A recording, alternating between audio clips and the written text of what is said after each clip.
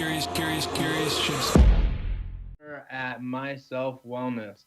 And at My Self Wellness Center, we do ketamine therapy, we do medical cannabis referral, NAD plus therapy, and vitamin infusions. And psychedelics mean a lot to me because psychedelic medicines actually help save my life. So we are doing psychedelic therapy out of our facility, and we're using ketamine right now because it's FDA approved. In my personal story, I suffered from addiction issues and I was an alcoholic for over 20 years of my life, IV drug use, the whole gambit. And I actually had, more than just drug addictions. I was addicted to food and women and scratch off tickets. And basically, I was just addicted to more of anything that took me out of the place where I was and helped me escape because I just never felt right. And so I suffered from crippling anxiety and depression and a fear of death because I lost my father at a young age. And I used drugs and alcohol as a coping mechanism to get through my days.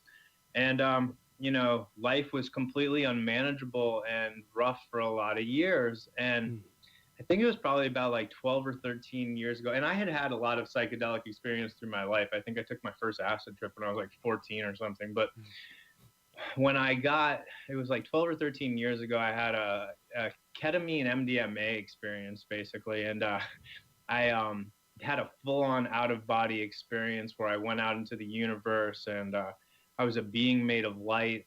And there was some higher dimensional beings there, if that's what you want to call them, and Jesus was there. It was completely profound and mind blowing at the time. I thought I had died during the actual trip because I had no idea that's what I was getting myself into, and I hadn't like really got myself together at that point. I was still out there partying and living a reckless lifestyle, but I came back with a lot of messages, and it was basically to I really needed to turn my life around and clean my life up and stop doing the things that I was doing and basically get sober and not be in the drug life anymore. And I'm not going to say that happened after that night immediately, but through the course of my healing journey and after that profound psychedelic experience, I started like researching, like outer space and ketamine and kind of the things that I had experienced, and DMT kept popping up all the time. So I was like,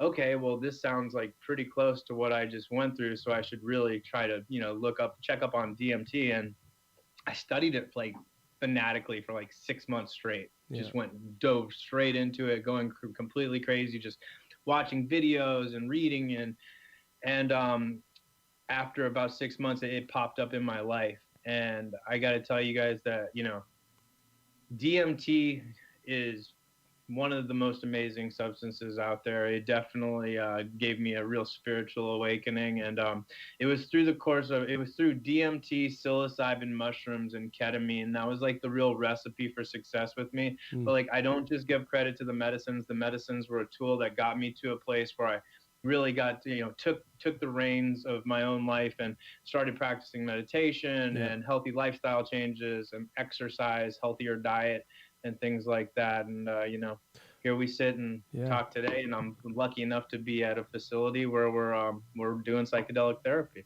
That's phenomenal. I think that's a big point to make, and we've been saying it a lot in the more recent episodes about the medicines, is that these are not the solutions. They're accelerators to help you on your path. But it's like so many stories of people take these expecting X result to come out of it, but it's not going to give you your answers you're looking for, but it's going to help guide you into the way where then you'll start meditating, you'll start researching more information about self-healing, and maybe it's after that, maybe you need to do like a therapy session with a psychologist or something, but it's a really good accelerator, but it's not the solution per se, it's just part of the solution.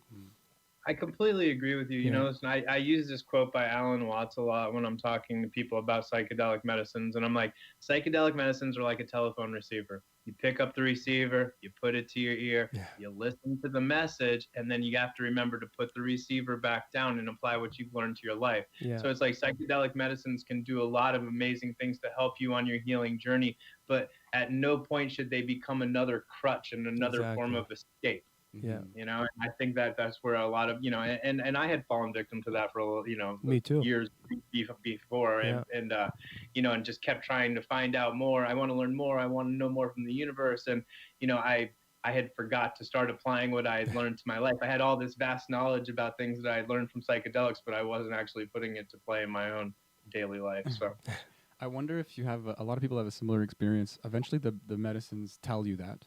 Like even something as subtle as cannabis, it's like, hey man, stop this and go do the things we're telling you. Like the Alan Watts thing. Like when you get the message, hang up the phone. It's like, Yeah. just don't obsess with the phone at all. Like even the phone starts telling you it's this intelligence, it's this love of like, okay, like we're done with you now, you know, like come back later, but like you get it, you get enough, you know, Yeah. like you have a lot of ammo, you have a lot of things you could be doing. And Ye- it's almost more subtle, and like, you know, there's all these people encouraging you, and it's such a positive environment, but it's another layer of the ego and another escape, like you said. I haven't heard it like I haven't heard that word on that, but it is another form of dodging responsibilities, It can or be. yeah, it It, can be, it can be. Yeah.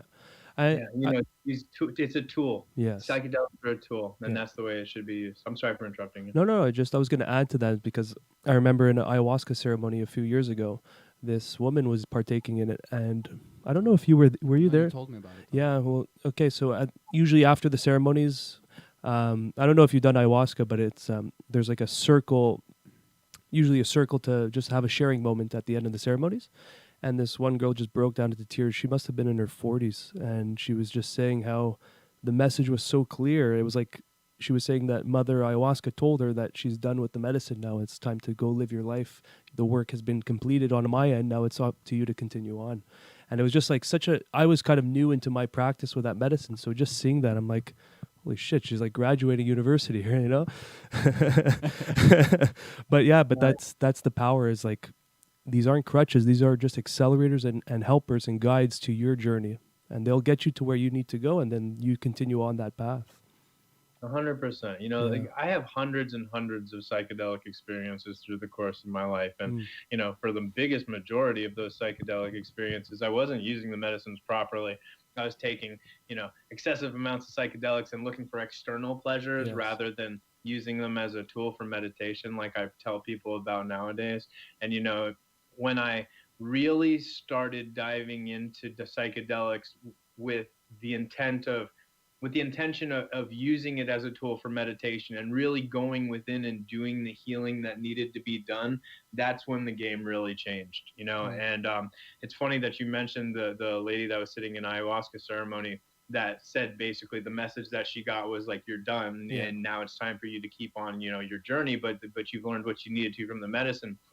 So when we first opened up, my fiance Christina owns actually owns the business. I am the brand ambassador. We have two psychiatrists, medical staff, nursing staff, and we put me through the protocol that we were going to be putting our patients through. Okay, and we actually, like, everybody that works at our facility has firsthand experience with the medicine, including both of our psychiatrists, including our nursing staff, including Christina and Mm. myself. So we actually really pride ourselves on that because we all have firsthand experience with the medicine. So we can really tell people, kind of hold their hands and tell people what to expect going into these kind of situations. You know, Hmm. Dr. Ferber, one of our psychiatrists, the guy's 86 years old, but he's been a psychiatrist for 63 years. He lived on Wow. 5 continents and taught meditation on 5 different continents. He lived with Osho for 20 years. He lived in Okay. the Himalayas. He's written like 8 or 9 books. I mean, the guy's like a legend, you know? So, but he has like